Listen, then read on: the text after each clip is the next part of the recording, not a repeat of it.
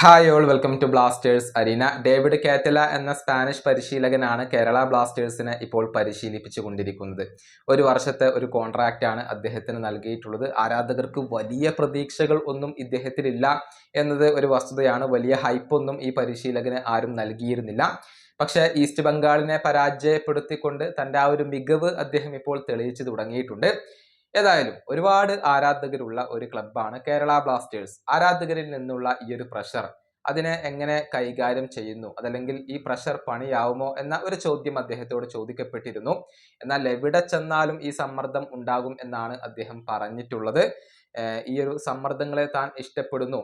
ഇത് കൈകാര്യം ചെയ്യാൻ അറിയാത്തവർ ക്ലബിനകത്ത് തുടരാൻ അർഹരല്ല എന്നൊക്കെയാണ് അദ്ദേഹം പറഞ്ഞിട്ടുള്ളത്. കാറ്റലയുടെ വാക്കുകൾ ഇങ്ങനെയാണ്: നിങ്ങൾക്ക് എപ്പോഴും സമ്മർദ്ദം ഉണ്ടാകും. അതിപ്പോൾ ഈ രാജ്യത്താണെങ്കിലും മറ്റേത് രാജ്യത്താണെങ്കിലും ആരാധകരിൽ നിന്നും സമ്മർദ്ദം ഉണ്ടാകും. ആരാധകർക്ക് റിസൾട്ടുകളാണ് വേണ്ടത്. മത്സരങ്ങൾ വിജയിച്ചാൽ മാത്രമാണ് ആരാധകർ ഹാപ്പി ആവുക. ഈ സമ്മർദ്ദവും അമിത പ്രതീക്ഷയും ഒക്കെ എനിക്ക് ഇഷ്ടമാണ്. പക്ഷെ ഞങ്ങൾ അതിനെ നല്ല രൂപത്തിൽ കൈകാര്യം ചെയ്യേണ്ടതുണ്ട്.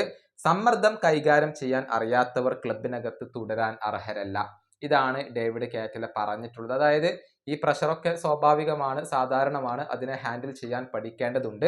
അല്ലാത്തവർ ഫുട്ബോളിൽ തുടരാൻ അർഹരല്ല എന്നൊക്കെയാണ് ഇദ്ദേഹം പറഞ്ഞിട്ടുള്ളത്. ഏതായാലും മോഹൻ ബഗാനെതിരെയുള്ള മത്സരത്തിൽ എന്തൊക്കെ തന്ത്രങ്ങളായിരിക്കും ഈ പരിശീലകൻ പ്രയോഗിക്കുക എന്നതാണ് ആരാധകർക്ക് അറിയേണ്ടത്. ഈ വീഡിയോ അവസാനിപ്പിക്കുന്നു. അടുത്തൊരു വീണ്ടും കാണാം.